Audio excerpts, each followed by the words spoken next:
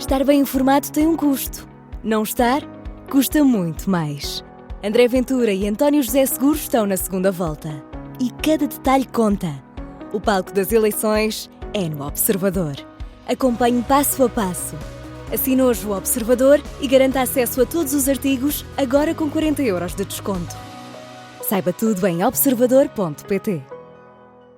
Observador, são 9 horas.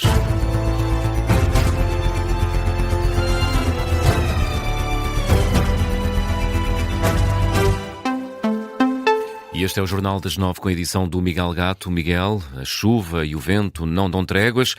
A chuva vai voltar em força nas próximas horas e há vários avisos do Instituto Português do Mar e da Atmosfera. Todo o território de Portugal continental vai estar sob aviso amarelo entre a meia-noite e as 6 da manhã desta segunda-feira, devido à chuva, sendo que o Instituto Português do Mar e da Atmosfera põe toda a zona costeira sob aviso laranja e algumas zonas do norte e centro do país com o mesmo aviso laranja devido à possibilidade de queda de neve. É o agravamento do estado do tempo, enquanto se vão ainda fazendo os trabalhos de limpeza e recuperação dos concelhos mais afetados pela depressão, Christine.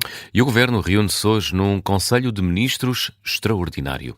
Em São Bento, o objetivo é analisar a situação de calamidade que foi decretada pelo Executivo até às 11h59 desta noite, mas também as medidas de prevenção para os próximos dias e a recuperação das zonas mais afetadas pela tempestade. O Conselho de Ministros vai reunir-se na residência oficial do Primeiro-Ministro às 10 da manhã, daqui a uma hora, sendo que para hoje à tarde está também prevista uma reunião extraordinária da Comissão Nacional da Proteção Civil, que vai ser presidida pela Ministra da Administração Interna, Maria Lúcia Amaral. Contactada esta manhã pela Rádio Observador, a Proteção Civil dá conta de quase 11.000 ocorrências desde o dia 28 de janeiro, o início do impacto da depressão Christine, até às 8 horas de hoje. E ontem aumentou para 8 o número de mortes associados à tempestade que passou por Portugal continental. Morreram 2 homens no distrito de Leiria, caíram do telhado das respectivas habitações quando as tentavam reparar por causa dos danos causados pelo mau tempo. Um caso aconteceu no Concelho da Batalha, o outro na autarquia de Alcobaça. Sobre este último, o município lamenta a morte deste homem de 66 anos e nas redes sociais a Câmara Municipal de Alcobaça apela a toda a população para que não arrisque a vida. 240 militares estão empenhados nesta altura no apoio às populações afetadas pela passagem da tempestade Christine. É o que indica em comunicado o chefe do Estado-Maior-General das Forças Armadas, as Forças Armadas que têm também no terreno mais de 70 viaturas, incluindo máquinas de movimento de terras para as operações de apoio à população, como desobstrução e limpeza de vias rodoviárias, fornecimento de geradores e também a disponibilidade de 1.000 alojamentos em 10 unidades militares. Além disso, o chefe de Estado-Maior das Forças Armadas, José Nunes da Fonseca, acrescenta em comunicado que estão disponíveis 7 meios aéreos para prestar apoio à população.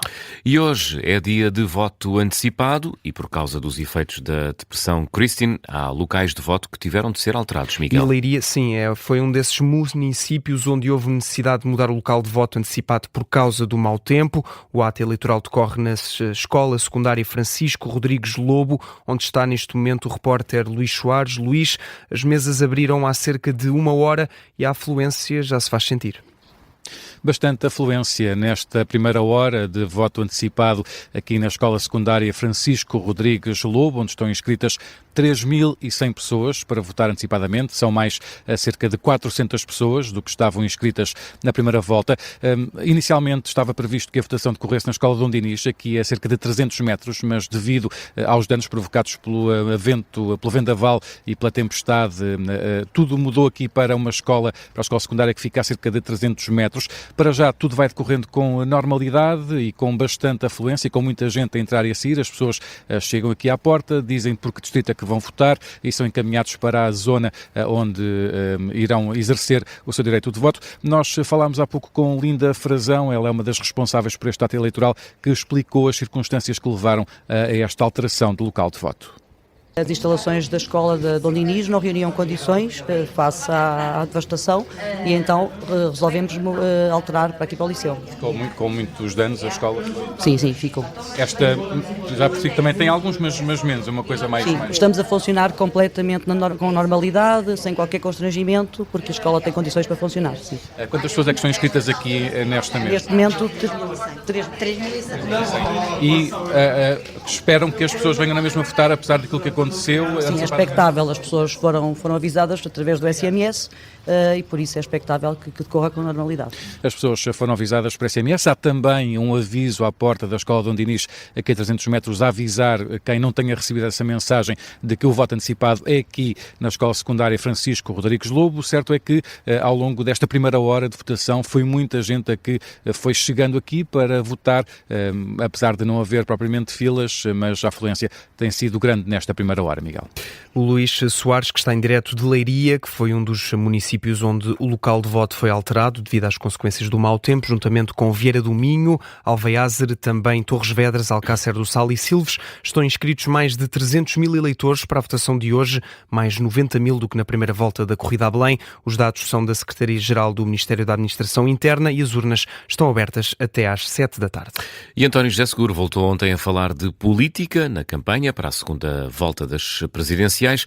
Diz António José Seguro que só ele é que pode garantir a estabilidade do país. Por comparação, obviamente, com André Ventura. O mau tempo tem sido tema único no discurso do candidato apoiado pelo Partido Socialista, que tem evitado passar mensagens políticas, mas na noite de véspera do dia do voto antecipado, em Guimarães, Seguro apostou numa estratégia diferente. Vasco Malnato Correia. Ao quarto dia de campanha oficial, o discurso de António José Seguro volta a passar pela política. O socialista volta a apresentar-se como candidato da estabilidade. A estabilidade política, para mim, não é um fim em si mesmo.